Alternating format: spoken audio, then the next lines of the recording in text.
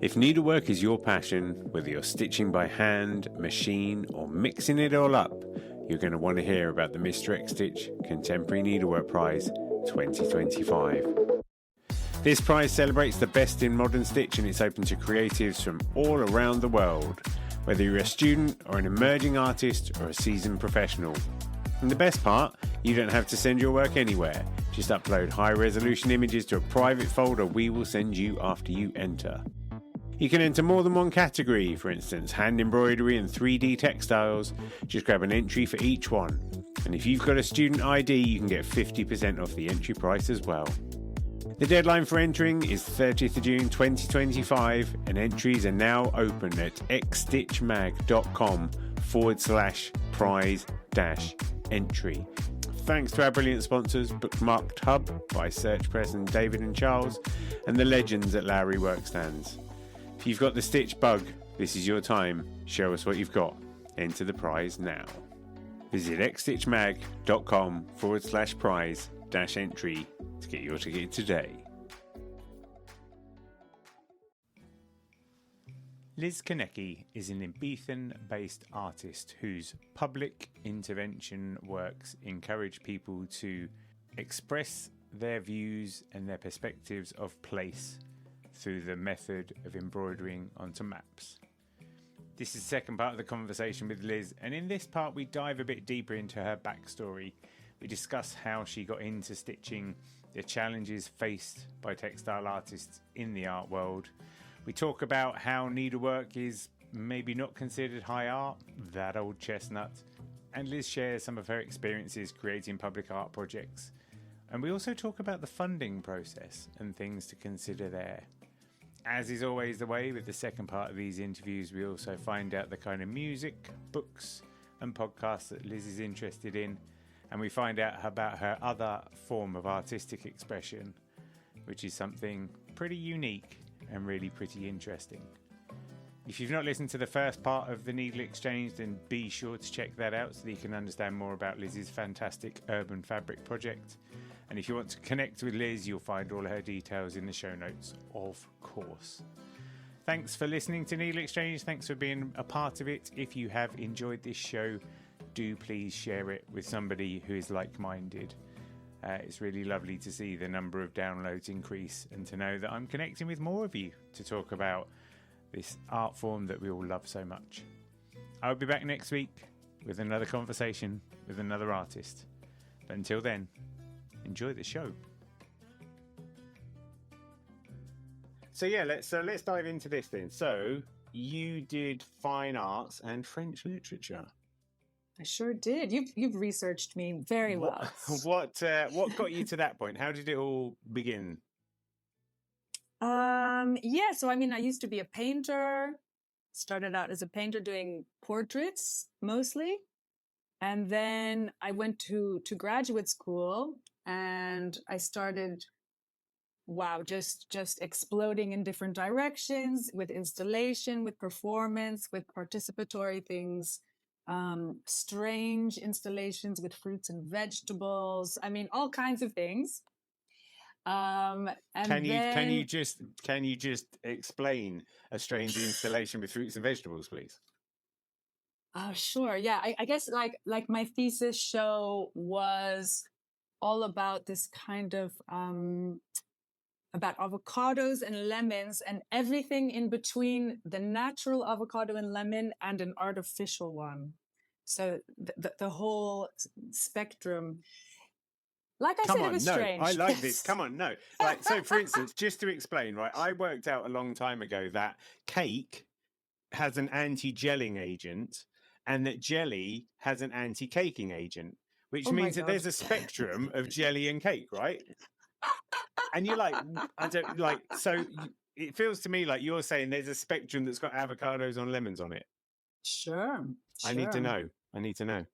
Well, I mean, there's a spectrum for me between like the natural and the fully not natural and you know, the artificial, the natural, and then like what are some of the things that we use now, like you know, grafted things, and then cloned things and then genetically modified things. Like they're all on a spectrum, right? So I had a lot of growing plants in my show. I had a lot of fruits. I had a lot of strange little dolls. Yeah, it was weird. I love it. I love the sound of it. But yeah, I would say a lot of that was inspired by this artist, and I don't know how to say his name, but he's quite famous, Rirkrit Tiravanija. Okay. Never actually heard his name spoken, so I don't know how to say it. But he was doing, and this was a while ago that I was doing my grad school, like 20 years ago, maybe. So he was like, okay, I'm going to have a show in a museum in Berlin, and it's just making a pot of curry and all of us eating it. You know, this was the work that he was doing that was like mind blowing. So it's just about that life is art and totally participatory. And so in a way that also influenced what I'm doing now, right? Just first of all, getting away from things like traditional mediums like paint or something.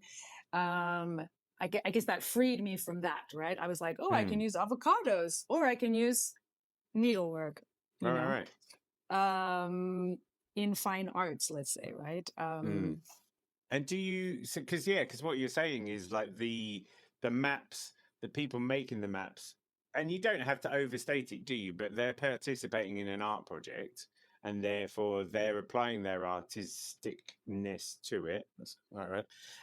But also then you're forsaking the end product. Like, it's not for you to say what the end product is going to be, and that's part of the art as well, isn't it? Is like with the curry, if everybody's making a curry, hopefully the curry's going to taste like a curry, but who's to say? Sure. And yeah. There's a certain amount of letting go. And so was that part of your MFA? Yeah, that was the MFA, right? Right.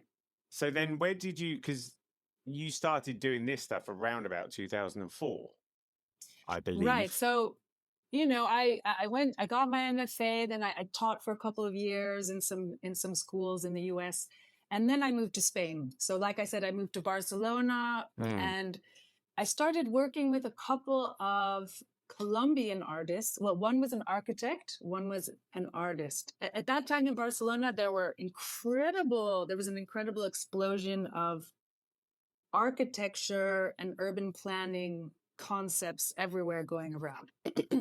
So I connected with a lot of architects at that time. I think the mapping is obviously quite connected to architecture, or at least architects love maps. So we had a connection there. That was Jimena Covaleda. And then the artist, she's one of my favorite artists of all time. She now lives again in Medellin, in Colombia, but her name is Margarita Pineda. And when she was living in Barcelona, as many people do who are not from the country they're living in, she was working cleaning the airport. Okay. Right? So in her free time, she was doing art, but the most incredible art. And she was using also her life, her work at the airport to inform her art. So she took these huge, these huge fabric mops that they use at the airport that are like a meter wide, that they kind of just sweep the floor with. They become disgusting. And she collected all these and then embroidered with gold thread into them, like all the months, the days of the months and the weeks and days that she was working that job. Just a beautiful artwork, really. Yeah. And at the same time, an infographic, right? As well, a calendar, and so, with those two, we started doing these participatory mapping things in Barcelona. And you said before about your grandma doing quilting being an early textile influence. Did you stitched as a child, or was stitching something you got into more latterly?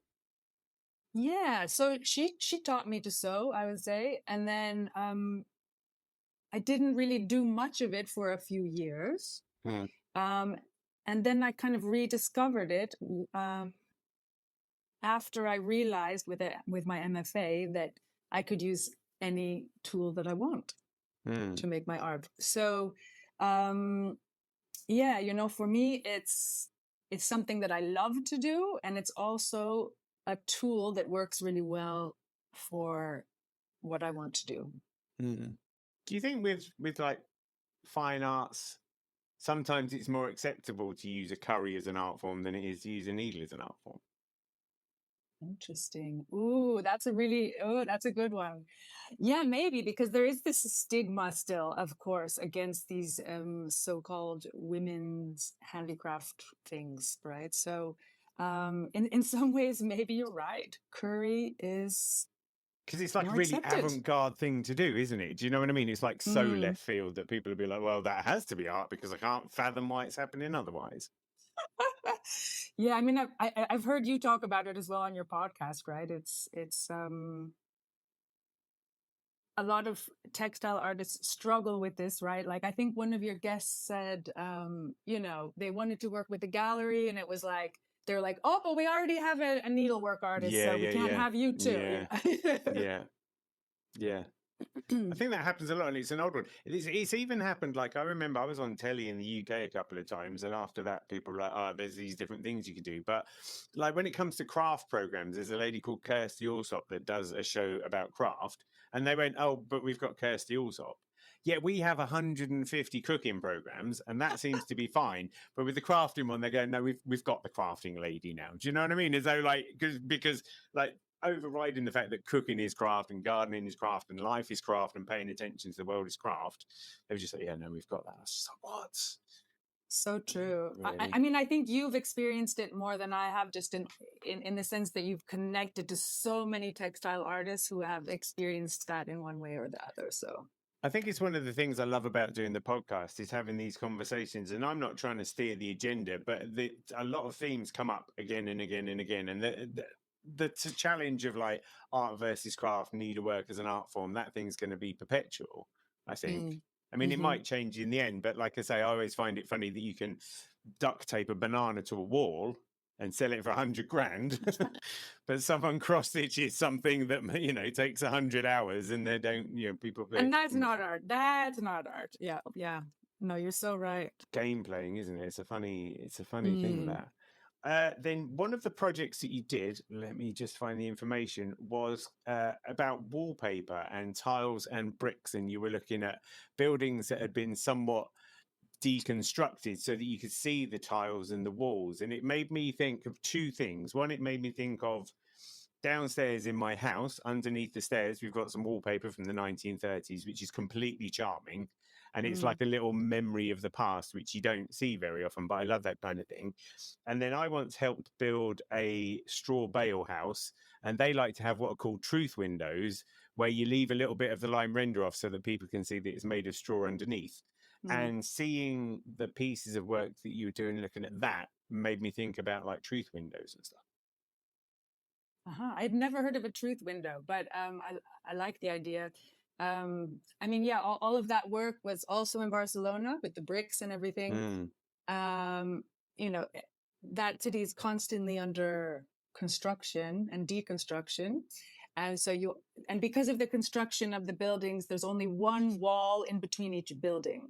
So that's why when they tear down one building, you see the wallpaper, the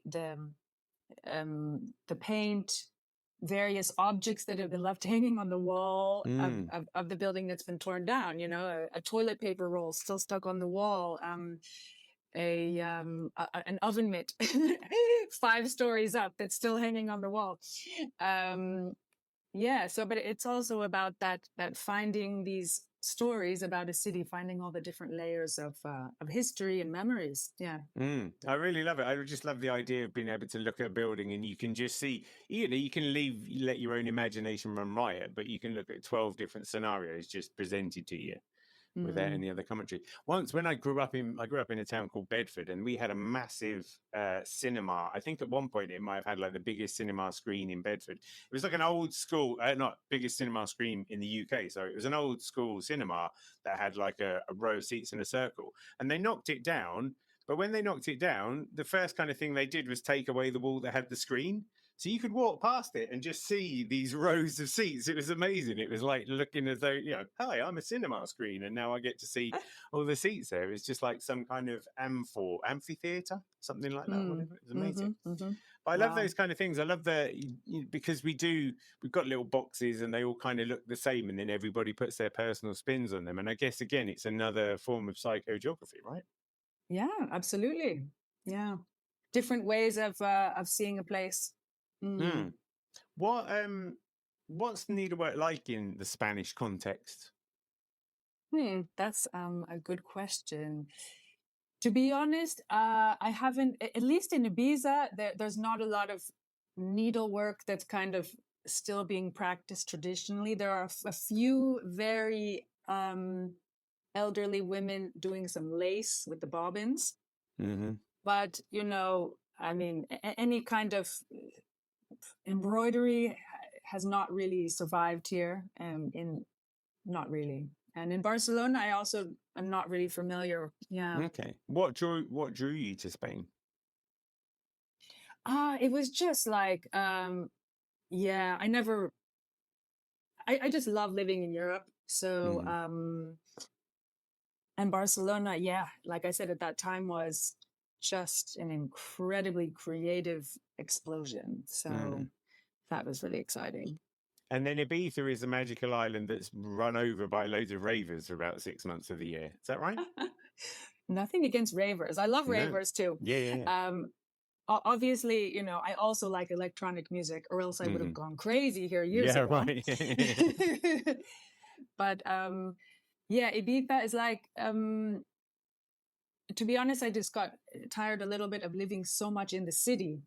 Barcelona does not have a lot of green space, and Ibiza is a lot of nature, actually. So this is what is exciting for me here, as well as having a really international community as well. It's like living in the countryside, but having everyone super open-minded and from all the countries of the world.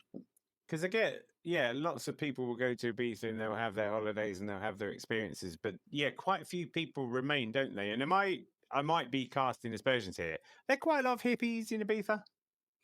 There's quite a hippie population, and there has been since the 60s. There were a lot of draft dodgers that came from the US. That kind of started that movement here, and then I would like to go back there again, and now I know you're there. I'm totally bringing the kids over. We're going to stay up at Liz's house. God, let's come stitch together. That would be good. On the beach. I had another question, which is probably a bit of a dry question, but I'm interested in it nonetheless. Presumably, when you do you call them, is it intervention art? Is that kind of how you phrase the pieces you do? Something like that? Yeah, I'm not sure if I have I call them interventions. Sure. Yeah. When you do those, then, is that something that you seek funding for to be able to go and do? Yeah. So it has depended, but in many of the places I have sought funding either through government, usually through government, or some kind of art festival, right, or arts organization. And it's not easy. It's definitely not easy. It's not like I make my living on doing the urban fabric, but I usually at least try to fund the flights, the accommodation, if I'm lucky, a bit of artist fee. But And I just wondered, really, because you've been doing it quite a long time and evidently have done it quite successfully, I just wondered if you had any top tips for anybody who might be thinking they'd like to do kind of public projects like that. Because I think it's one thing to make your own stuff, try and sell it via social media, all those classic things, or try and get into shows and exhibitions. But what you're doing is different. It's that kind of public art. It's a different mindset. And I just wondered what you could offer for people. I think it depends a little bit on the country you're in, and kind of how much support the government gives for things like that. And each place is totally different. Like Barcelona was a dream, and Ibiza is not a dream in that aspect. So Yeah, I think it really depends. I have a friend in Brazil who actually right now she's kind of using my urban fabric project as an inspiration to do something in her city there. Right. And she has received funding from the government, which I'm super happy for her about that. Mm. Yeah, and actually like that. It's kind of like, this is sort of a technique that I feel is really useful for people and can be really positive. So there's a few people I'm sort of consulting with, let's say, who I'm kind of helping them to design something like that where they are. And of course it will have their own flavor, you know, and their own twist on it. But I think it's something that is beneficial to people. Yeah, no, I always think it's a great project. And I think over here you find a lot of, like, so for instance, the town I live in, Crewe, was a railway making town for the longest time. And railway industries come and go. So a lot of the spaces that used to be factories are now housing developments where new people Mm. are built over the top of them. But there's this whole like layer of history that's really important to a lot of the people who are now getting on quite a bit in their age. But capturing those stories and capturing that perspective on the town is something that I think is really important, and something that I don't think people do enough because we're all too busy, you know, to take a proper snapshot or whatever. But that's where I've always Right. loved your concept, because I think it gives people that opportunity in a way that's more meaningful. I kind of feel like it should just be mandatory. I love that. I love that. Yeah, I mean, in general, I think participatory mapping and things. You know, you said you come a bit from the urban planning Mm. part of the government in a way, right? Well, I certainly Or I've seen inside that. You know, I right, understand a yeah, bit about it. yeah, Yeah. yeah, and it's becoming more popular. The participatory aspect, you know, of not just building a bunch of things without asking the citizens Mm. what should be built and how and where, right? So it's becoming obvious and more popular to do participatory techniques. Now they're not usually using embroidery, right? But some kind of participatory technique to talk to people about what should happen. Yeah, because I guess that's the thing, isn't it? Rather cynically over here, a lot of the housing estates that are built by the same 9 companies who, as far as I can tell, are using AI to maximize the number of houses it's possible to get inside a shoebox. But Mm, that becomes the motivation there, whereas actually we forget that it's humans that live in these things, and back in the day, towns would organically grow outwards, wouldn't they, as needs must.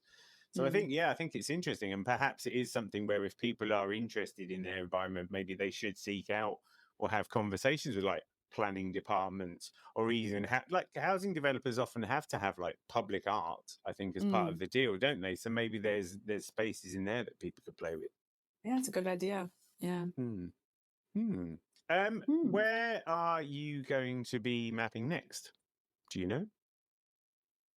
Yes, so I'll be mapping here in Ibiza again. I actually have a massive project where I'll be doing, I mean, I hope it happens. Yeah, it's a project at its very beginning, but doing an 8 by 8 meter map Wow. stitched. um, yeah, but it would be a project where I'm also collaborating with different people. I would love to use wool from the island, which is not really has not really been worked with. People just throw the wool away after they shear their sheep generally. Hmm. Um, I've gotten into a bit into natural dyeing, so I think I would Hmm. work with a natural dyer as well. Yeah, I'm kind of stretching into this. Yeah, I've always worked with usually threads from the store, but now I'm starting to get interested in the natural dyes and the hand spun things. Or I haven't used any hand spun things yet, but I would like to. Yeah, because actually, then that grounds the project even further, isn't it? It's like you're making a Mm, piece of art from the island that you're mapping. It's like a holistic approach to it. And right, that right. does feel like very much the evolution, because like if you look on your Instagram, there's as much about mapping as there's you just exploring the environment and being part of the environment and finding your natural connections with it. And I guess this is an unfolding of that. Yeah, absolutely. Absolutely. Yeah, nice. Right. I'm going to move on to the tough questions now. Oh, Yeah, let's do this. Do you have a favorite book? yeah, these are the hardest questions. It's true. I love it. I have a book which I have not read in many years, but I would say it's my favorite. It's in French. It's from Guadeloupe, and it's called Pluie et vent sur Telume Miracle, and it's just a story about a magical story about the struggles of a girl there growing up. Okay. What's the And title again? for some reason, it really touched me. Pluie et vent sur Telume Miracle. So rain and wind on Telume Miracle. That was her name in the book. Oh. Anyway, yeah. I was thinking at the moment I'm trying to read 100 Years of Solitude by Gabriel Garcia Marquez. And I dip into it. This sounds daft, right? It's got a lot of words on the page. So I only do about 2 pages a night before I fall asleep. But you know, earlier you were saying about, what are you saying about that lady that came over and then became the richest person on the island? In Fez. Yeah, that's it. That sounds like the sort of thing that would happen in that book, because I was reading it like last night and 2 people nonchalantly died, you know, in extreme circumstances. Yeah, completely surreal. Yeah. Absolutely love it. Love it. Magical realism, right? Yeah. Yeah. And I am enjoying it because it's just a sort of throwaway thing. It seems to. Have you read it? Do you know it? I have, yeah. Many years ago, though. Yeah, but it sort of bips a bit around the time. But then, and that within about 3 sentences, someone will have lived and died. But then we'll come back to them again later or something. It's just like, it's very entertaining. Okay, good. Book then. Music. Let's just talk about music. Favorite band or favorite album? That sort of thing. Right. I don't have a favorite one. No. I like all kinds. Like I do love electronic music, as I mentioned, but I also love kind of really depressive music, like, I don't know, The Magnetic Fields, Yo La Tengo. Maybe these things kind of from the 90s. Right. I like Cat Power, but I also love salsa music. I love salsa dancing. So if I really need to get like pumped up, I put on something like that. How much, I mean, do you indulge in your island's electronic situation much when it comes to dance music? I do. Not so much going to the clubs anymore, although I did do that in my first years. But you know, everybody's, I mean, I would say a quarter of my friends are DJs. That's just how it is here. And so everybody, you know, in their private house parties are, you know, that's what's being played. What kind of genres really float your boat there? You know, I'm not even like an expert. I used to be super into what was called minimal, but now I kind of like all kinds of things. I don't even know how you call them. Yeah, it's a bit weird, I suppose. I listen to a thing called Mixcloud, and they kind of break the genres down a little bit. So I'm a bit more like, I know the difference between, say, minimal techno or soulful house or whatever, you know. But you might like. There's a DJ I really like who's called Colin Curtis, and he's been DJing for like 60 years. He was like involved in the northern soul scene over here, but at the moment, what he plays a lot of is jazz dance fusion music, which is very much that kind of Latino vibe, but then also has a kind of housey element to it or whatever. So I know if I really need to get some emailing done, then I'll be putting that on. Occasionally dancing in my office to myself there, thankfully. Amazing. I mean, is there like an album that you will turn to? Do you like any of the classic albums or any of those sorts of things? I mean, I can't even ever remember names of albums, you know, but I've had, you know, many years I was super into Led Zeppelin. I had, I don't know, I'm super into Sufjan Stevens. I like his Illinois album a lot. All of his things, actually. Has he just started coming back again or something? I feel like he might have a new album out for the first time in a long time. Or am I just imagining that? I'm not sure, but I'm going to check it out. Yeah, I've got a couple of his albums, and I sort of, what happens is I hear about music and then I download it and then forget I've got it. And then the other Mm. day I put one of his albums on. I was just like, oh man, this is great. I need to sing it. Like Yeah. sometimes they're the right kind of things as well. Like his music, I think would actually be brilliant for listening to in the car when you're driving because Yeah. it kind of Yeah. goes on a journey and that. Mm-hmm. Like Yeah, for sure. Okay. Do you have a favorite film? Also, not really. Also, not really a favorite film. I do like movies. I like that, but I don't know. I actually used to try to watch movies as I was embroidering in some of the really long stretches, but you just can't really watch anything. So I think that, the fact that podcasts were invented is amazing for people stitching because it's the only thing you can really do while you're stitching. Yeah. I was going to ask whether you listen to music when you're stitching, but I guess you listen to podcasts then.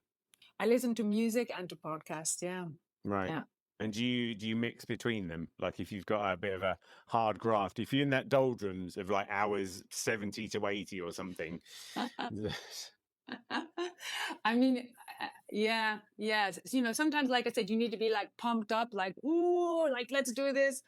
Or sometimes, yeah, you need a podcast where you get a little bit lost in the story to help you pass the time, right? So come on then, let's go. Favorite podcast, NeedleXChange is a given. You don't have to say it any more than that, obviously. What's your number 2 podcast?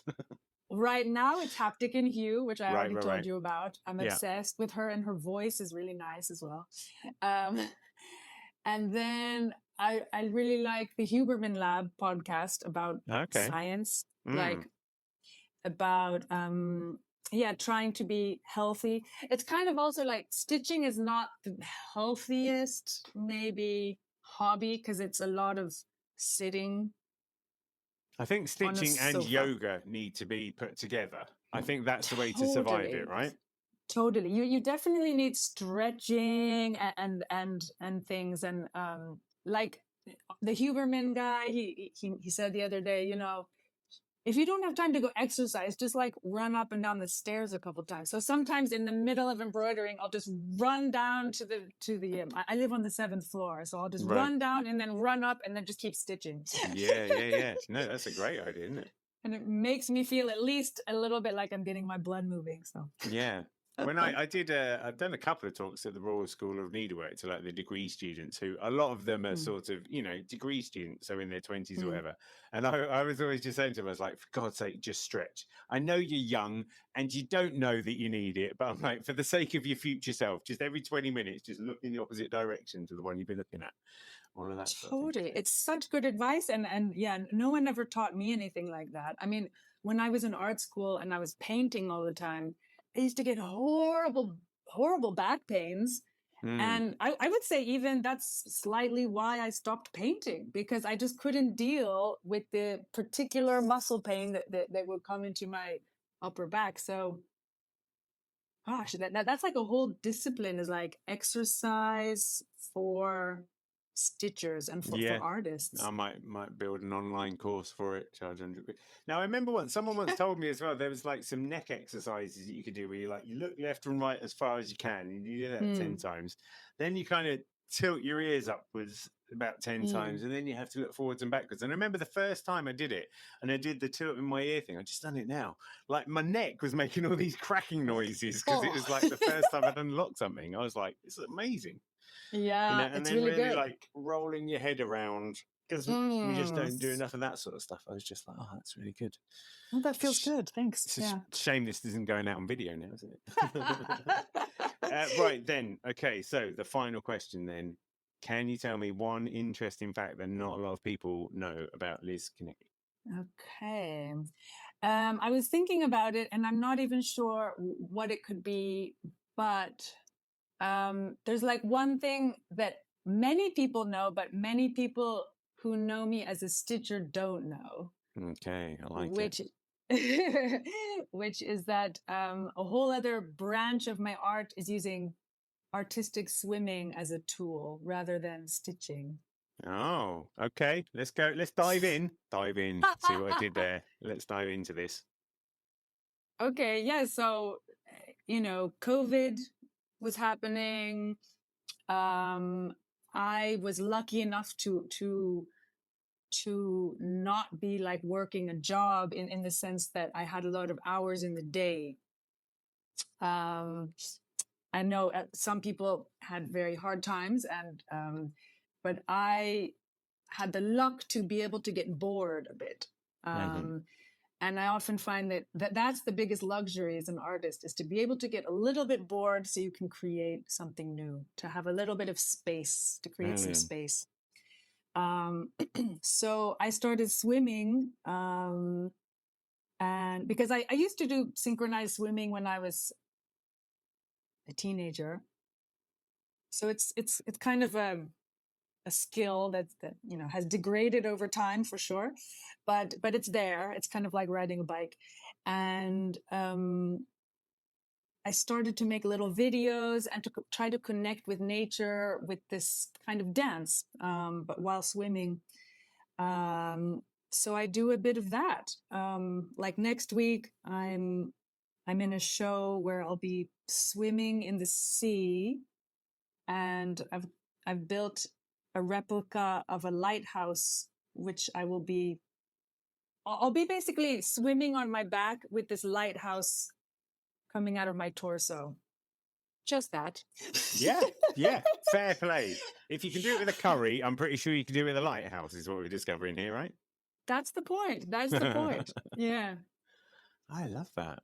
I mean, can you tell me a bit about what's it like doing synchronized swimming? What's that like?